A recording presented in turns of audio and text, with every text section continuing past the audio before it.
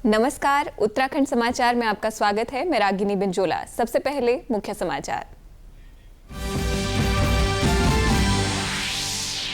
उत्तराखंड में फिलहाल जारी रहेगा बारिश का दौर। मौसम विभाग ने कल भी देहरादून समेत 5 जिलों के लिए भारी से बहुत भारी बारिश का अलर्ट किया जारी।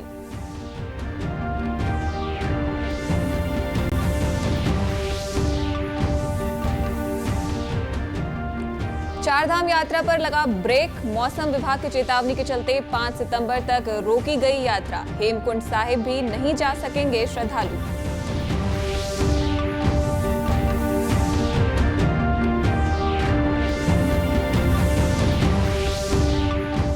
और रुद्रपुर नगर निगम से जुड़े स्वयं सहायता समूह को मिला राष्ट्रपति भवन का निमंत्रण। कल से नई दिल्ली स्थित अमृत उद्यान में आयोजित प्रदर्शनी में समूह की 2 महिलाएं लेंगी हिस्सा। अब समाचार विस्तार से। सबसे पहले बात उत्तराखंड में मौसम के मिजाज की। आज प्रदेश भर में बारिश का दौर जारी है। वहीं 2 सितंबर को भी प्रदेश में मौसम का मिजाज बिगड़ा रहेगा। मौसम विभाग ने देहरादून, उत्तरकाशी, रुद्रप्रयाग, चमोली और बागेश्वर जिलों में भारी से बहुत भारी बारिश की संभावना जताई है, जबकि हरिद्वार समेत दूसरे जिलों में भारी बारिश का अनुमान है। मौसम विज्ञानी रोहित थपलियाल ने बताया कि अगले 2 दिनों तक मौसम का मिजाज बिगड़ा रहेगा, जबकि 3 से 5 सितंबर तक प्रदेश के कुछ जिलों में हल्की से मध्यम बारिश की संभावना है।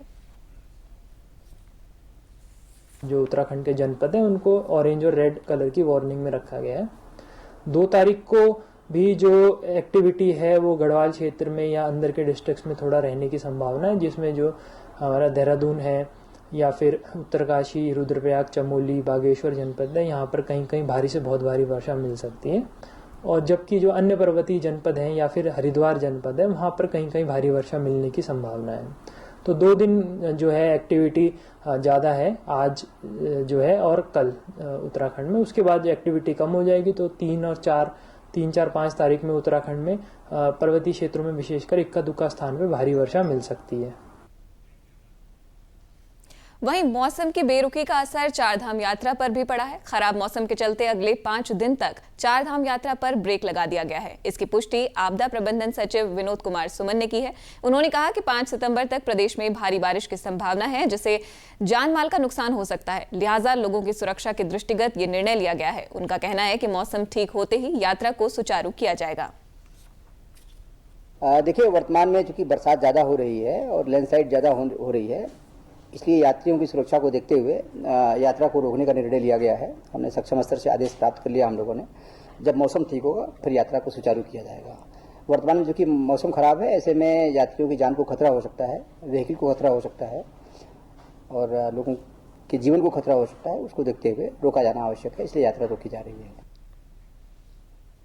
वहीं चमोली में बद्रीनाथ और हेमकुंड साहिब की यात्रा पर रोक के साथ ही ट्रैकिंग पर रोक लगाई गई है। प्रभारी जिलाधिकारी डॉक्टर अभिषेक त्रिपाठी ने बताया कि मौसम विभाग की चेतावनी को देखते हुए जिले में 5 सितंबर तक बद्रीनाथ और हेमकुंड साहिब की यात्रा पर रोक लगा दी गई है।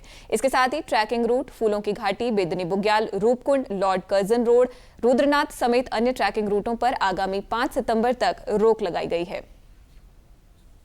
जैसा कि आप अवगत हैं कि जो वर्षा का अनुमान आया हुआ है उसमें अत्यधिक वर्षा होने की संभावना है, और जिसको दृष्टिगत रखते हुए यात्रियों की सुरक्षा को दृष्टिगत रखते हुए 5 सितंबर तक यात्रा पर रोक लगाई गई है।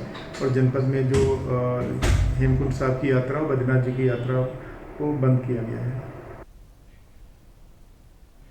जनपद रुद्रप्रयाग में निरंतर हो रही बारिश के चलते केदारनाथ हाईवे पर बांसवाड़ा के पास भूस्खलन प्रभावित क्षेत्र परेशानी का सबब बना हुआ है। यहां 3 दिन से लगातार बार-बार मार्ग बंद हो रहा है। आज एसपी रुद्रप्रयाग अक्षय प्रहलाद कोंडे ने इस स्थल पर बाधित चल रहे मार्ग का निरीक्षण कर संबंधित कार्यदायी संस्था के अधिकारियों से आवश्यक जानकारी ली। एसपी रुद्रप्रयाग ने बताया कि आगामी दिनों में मौसम के साफ होने और आवागमन पूर्ण रूप से सुचारू होने के बाद ही यात्रा वाहनों को आगे जाने दिया जाएगा। प्रशासन ने यह साफ किया है कि यह निर्णय पूरी तरह से यात्रियों की सुरक्षा के मद्देनजर से लिया गया है। नैनीताल जिले के हल्द्वानी और उसके आसपास के क्षेत्र में देर रात से लगातार बारिश हो रही है। इसकी वजह से देवखड़ी, कलसिया और रक्सिया नाला उफान पर है। शहर में कई जगह जल भराव होने से लोगों को आवाजाही में दिक्कतें आ रही हैं। एहतियात के तौर पर SDM Rahul Shah, city magistrate Gopal Chauhan, तहसीलदार मनीषा बिष्ट और सहायक नगरायुक्त गणेश भट्ट के नेतृत्व में प्रशासन व नगर निगम की टीमें नालों के किनारे निरीक्षण करने के साथ ही आसपास रहने वाले लोगों से सावधानी बरतने की अपील कर रही हैं। एसडीएम ने बताया कि बरसात से कई जगह पर जल भराव हुआ है। देवखड़ी, शेर नाला और सूर्या नाले की तरफ पानी आने के कारण यातायात रोका गया है। सभी जगह लगातार बारिश की वजह से जलस्तर बढ़ा है। देवखड़ी में भी पानी बढ़ने की वजह से हाईवे के पास भी यातायात रोका गया है। रक्सिया में भी पानी बढ़ा है, जो भी आपके ऐसा क्षेत्र में मुनादी करके लोगों को रिसीव करने की कार्रवाई की जा रही है। गौला के स्तर में भी रुकी है। इंदौर नदी में जलस्तर बढ़ा है, लेकिन वो लगातार वहाँ पे 4 जेसीबी पोखरण मशीन सिंचाई विभाग की लगी हैं, 2 पोखरण ग्रिड पुल लगी हैं जो चैनलाइजेशन का काम करते हैं। चमोली जिले में हो रही भारी बारिश के कारण बीते रोज गौचर स्थित राजकीय पॉलिटेक्निक कॉलेज के मुख्य प्रशासनिक भवन के आगे का पुश्ता टूट गया।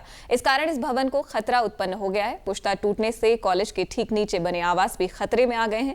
गौरतलब है कि गौचर स्थित पॉलिटेक्निक चमोली का सबसे पुराना संस्थान है, जहां वर्तमान में 400 छात्र छात्राएं विभिन्न ट्रेडों में अध्ययनरत हैं।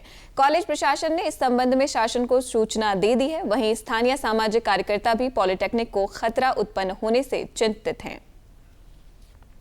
30 तारीख को करीब 10:30 बजे के आसपास हमारे जो पुस्ता है, जो बेस बॉल थी, जो मेन बिल्डिंग है हमारी एडमिनिस्ट्रेशन ब्लॉक, उसका पुस्ता 10:30 बजे के आसपास टूट गया और टूटने की वजह से हमारे जो पूरी बिल्डिंग है वो खतरे की जद में आ गई है, जिससे यहाँ करीब 400 बच्चों के इंजीनियरिंग कॉलेज पॉलिटेक्निक है अध्ययनरत हैं और खतरा बन गया है। और खतरे की वजह से हम लोग चाहते हैं कि प्रशासन से, हालांकि हमने पूरा कल एचडीएम साहब से और अपने निदेशक महोदय के द्वारा भी अवगत करा दिया है कि पुस्ता टूटने की वजह से बिल्डिंग खतरे की जद में आ गई है और आग्रह किया है कि जल्द से जल्द इसका पुस्ता बनवा के और इसको बिल्डिंग को बच्चों के यूज के लिए जल्द से जल्द चालू कर दी जाए। शासन प्रशासन को जब कल ये घटना यहाँ पे पॉलिटेक्निक में हुई है, इसकी सूचना हमने एसडीएम पंचायत को भी दी थी और उनके द्वारा राजस्व उप निरीक्षक और कानून साहब को यहाँ पे एक मौके पे भेज दिया गया था स्थलीय निरीक्षण करने के लिए। हमारे प्रधानाचार्य पॉलिटेक्निक से उनकी वार्ता हुई होगी। कहना यह है कि अब आपदा तो आ चुकी है, अब इसका निस्तारण किस ढंग से किया जाए, त्वरित गति से इसमें काम होना चाहिए, क्योंकि एक तो ये हमारा परिसर भी इसकी जद में आ सकता है और नीचे आवासीय भवन है, उन लोगों को भी खतरा बना हुआ है और RDD हो या निर्माण कार्यदायी संस्था कोई भी हो, मगर इसमें जल्द से जल्द शासन को प्रस्ताव भेज करके, ये हमारा एकमात्र इंस्टीट्यूट ऐसा है राजकीय पॉलिटेक्निक गौचर में जो हमारी धरोहर है और इसको ये देख लीजिए कि लेट रतिफाई इसमें हुआ तो नुकसान होने का खतरा ज्यादा बढ़ जाता है। रुद्रपुर नगर निगम को नई दिल्ली स्थित राष्ट्रपति भवन के अमृत उद्यान में आयोजित होने वाली प्रदर्शनी में शामिल होने का निमंत्रण मिला है। ये प्रदर्शनी कल 2 सितंबर से 7 सितंबर तक आयोजित की जा रही है। इसमें नगर निगम से जुड़ी स्वयं सहायता समूह की 2 महिलाएं शामिल होंगी। नगर निगम के महापौर ने बताया कि राष्ट्रपति भवन परिसर आमजन के लिए 14 सितंबर तक खोला गया है। इसी क्रम में DNULM योजना के अंतर्गत गठित स्वयं सहायता समूहों के कार्यों की राष्ट्रीय प्रदर्शनी आयोजित की जा रही है। उत्तराखंड राज्य के स्वयं सहायता समूह के उत्पादों की प्रदर्शनी के लिए दिनांक 2 से 7 सितंबर तक का समय निर्धारित किया गया है। उत्तराखंड से केवल 3 नगर निकायों का चयन हुआ है, जिनमें रुद्रपुर व देहरादून नगर निगम और नगर पालिका चंपावत शामिल है। रुद्रपुर नगर निगम के स्वयं सहायता समूह की ओर से हैंडीक्राफ्ट्स, हैंडलूम, डेकोरेटिव प्रोडक्ट्स और शहद सहित कई तरह से उत्पाद प्रदर्शित किए जाएंगे। देखिए, राष्ट्रपति भवन में प्रदर्शनी का आयोजन किया जा रहा है, जिसमें हमारा सौभाग्य है उत्तराखंड से भी हमें मौका मिला है। जो स्वयं सहायता समूह है, बहनों का ग्रुप है, उन्हें वहाँ पर 2 तारीख से लेकर 7 तारीख तक प्रदर्शनी लगाने का मौका मिला है, जिसमें उनके द्वारा हाथों से बनाए हुए उत्पादों को वहाँ प्रदर्शन करने का मौका मिलेगा। उत्तराखंड के अंदर हमारा पहला नगर निगम है जहाँ पर बहनों को सिखाने के लिए हमने ट्रेनिंग सेंटर भी बना रखा है। हम विभिन्न प्रकार की सहायता समय समय पर अपने स्वयं सहायता समूह की करते रहते हैं, जिससे वो आत्मनिर्भर हो सकें। इसी के साथ अभी तक के समाचार समाप्त हुए। दूरदर्शन समाचारों से जुड़े रहें। मिलते हैं फिर शाम 6:30 बजे के बुलेटिन में। नमस्कार।